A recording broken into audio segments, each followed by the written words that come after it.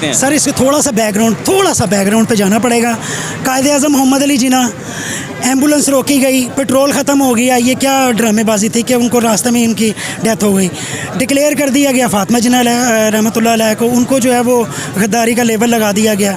लियाकत अली ख़ान को शहीद कर दिया, जुनेजो को भी इस तरह कत्ल कर दिया, मुर्तज़ा भुट्टो को भी इस तरह गोलियाँ मार दी, बेनज़ीर भुट्टो के साथ, ज़िया के साथ। ये एक पूरा मुजीबुर रहमान के साथ आप भूल गए जो 71 में डाका फाल हुआ है, वो सेम कंडीशन चल रही है इस वक्त। वो उसमें हुक्मरानों की, मैं हिस्ट्री का स्टूडेंट हूँ, उसमें हुक्मरानों की इतनी गलती नहीं थी, इतनी नहीं थी जितनी हमारी फ़ौज की गलती थी। मुफादात की सारी गेम है।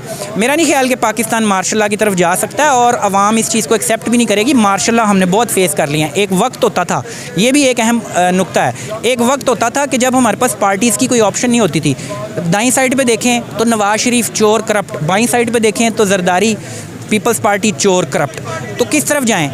तो तीसरी तरफ मार्शल लॉ होता था, हम कहते थे जी आर्मी इस्टेब्लिशमेंट। और बाकी आपको पता है कि आपने कैंट में देखा होगा, हमने तो कल देखा है जब एहतजाज कर रहे थे कि वहाँ की आवाम के लिए कुछ और फैसिलिटीज़ हैं, हमारे लिए कुछ और फैसिलिटीज़ हैं। मतलब वहाँ के लोग जो हैं वो बादशाह हैं और हम जो लोग हैं वो कीड़े मकोड़े हैं। ये दो निज़ाम जो चल रहे हैं ना पाकिस्तान में, जो दो निज़ाम चल रहे हैं, दो निज़ाम जो पाकिस्तान में चल रहे हैं ना, अब इसके ख़िलाफ़ हमें जिहाद करना है। नमस्कार दोस्तों, मेरा नाम है दीमान और आप देख रहे हैं नेशन ग्रुप। पाकिस्तान के जो कायदे-आज़म हैं जिन्होंने पाकिस्तान को बनाया, मोहम्मद अली जिन्ना, उनकी मौत किस तरीके से हुई थी और उनको मारा गया था या उनकी मौत हुई थी, ये सब कुछ आज सुनेंगे आप एक पाकिस्तानी युवक के जवान से। और यही सच्चाई है, लेकिन पाकिस्तान के जो लोग हैं वो कहीं ना कहीं आंखों के ऊपर पर्दा डाल लेते हैं। ये वीडियो है पाकिस्तानी चैनल बोल का। पहले हम लोग वीडियो देखते हैं, फिर हम लोग बात करते हैं इस पूरे टॉपिक के ऊपर। देखें जी, सबसे पहली बात ये है, ये जो राना मूंछों वाला बंदर है ना, ये जो बात कर रहा है, सबसे पहले इसको इस चीज़ का पता होना चाहिए कि इसकी मुद्दत कितनी रह गई है।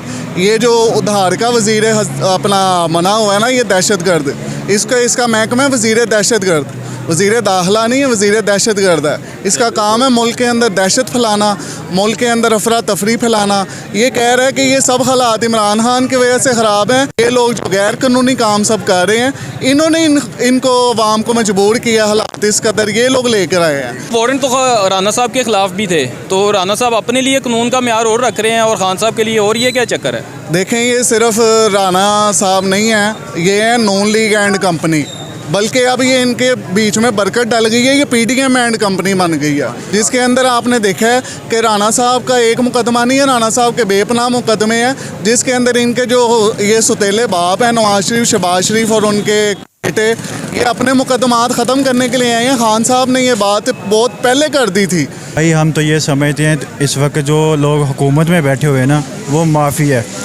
और मैं ये भी कहना चाहता हूँ कि जो आर्मी के जनरल है ना, वो भी अपने करप्शन बचाने के लिए कुछ भी कर सकते हैं। ठीक है, 70 सालों में हम ये समझ रहे थे कि पता नहीं इसके ज़िम्मेदार सिर्फ सियासतदान है, लेकिन अब हमें पता चल गया है इसके पीछे जो वडेरे हैं ना, हम जो कहते हैं ना कि पाकिस्तान में वडेरा सिस्टम है, जनरल सिस्टम है पाकिस्तान में। ये जो सब कुछ कर रहे थे ये जनरल्स कर रहे थे।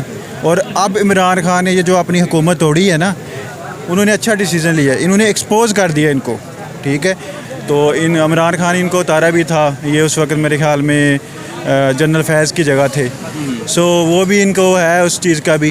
और बाकी आपको पता है कि आपने कैंट में देखा होगा, हमने तो कल देखा है जब एहतजाज कर रहे थे कि वहाँ की आवाम के लिए कुछ और फैसिलिटीज़ हैं, हमारे लिए कुछ और फैसिलिटीज़ हैं। मतलब वहाँ के लोग जो हैं वो बादशाह हैं और हम जो लोग हैं वो कीड़े मकोड़े हैं। ये दो निज़ाम जो चल रहे हैं ना पाकिस्तान में, जो दो निज़ाम चल रहे हैं, दो निज़ाम जो पाकिस्तान में चल रहे हैं ना, अब इसके ख़िलाफ़ हमें जिहाद करना है और ये सब का फ़र्ज़ है। खान साहब की जो एक स्टेटमेंट है खान साहब की कि मेरी जान को ख़तरा है, बारगा उन्होंने कहा भी है, तो कि किससे उनको अपनी जान को वो ख़तरा महसूस कर रहे हैं? मैंने जब माफिया का लफ्ज़ यूज़ किया ना, तो माफिया किसे कहते हैं?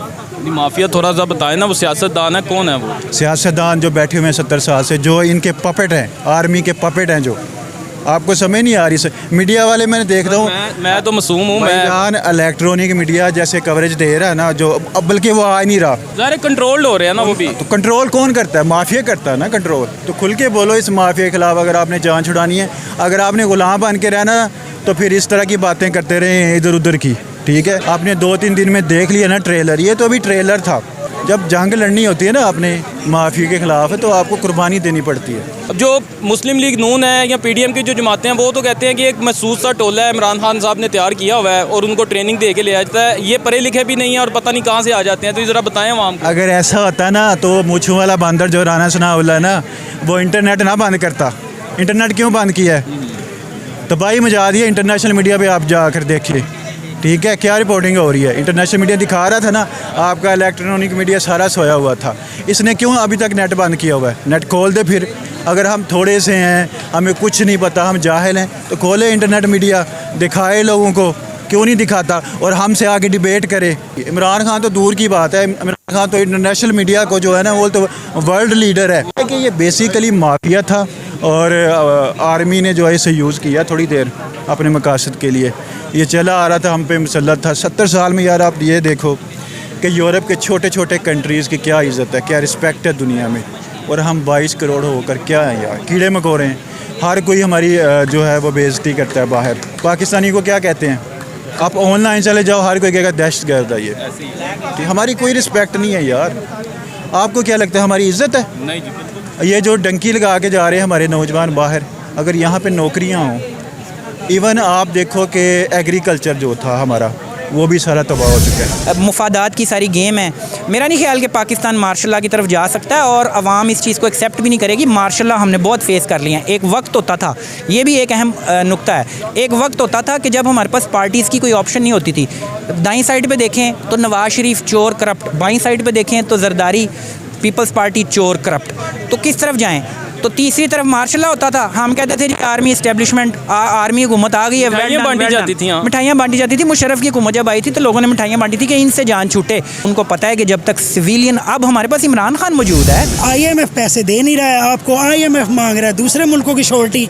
वो कह रहे हैं कतर से ले लें या चाइना से गारंटी ले लें पैसों की, तो देते हैं हम। वो क्या क्या लकीरें नहीं निकलवाई इन्होंने हमसे। उन्होंने IMF से निकलवाई हैं, IMF ने PDM से, हुकूमत से निकलवाई हैं। तो जो हमारे वज़ीर ख़जाना, उन्होंने तो आते ही कहा था जी कि मैं तो इनकी मतलब मैं तरले नहीं करूँगा, मैं तो इनकी बड़ी अच्छी इनको समझता हूँ साइकी को, और मैं तो इनके आगे मतलब भीख नहीं मांगूंगा। बड़ी उन्होंने तरियाँ लगाई थी, आपने सुना होगा। बिल्कुल बिल्कुल ऐसे ही कहा था उन्होंने। लेकिन भाई मसला ये है कि जब वो चोरों के साथ सब इकट्ठे हो जाए ना, तो फिर ऐसी ही सूरत हाल पैदा होती है। वो किधर गई तड़ियाँ वो सारी? वो लकीरें तो फिर IMF निकलवा रहा है ना। तो फिर उसके बाद लकीरें इन्होंने हमारी निकलवा दी फिर।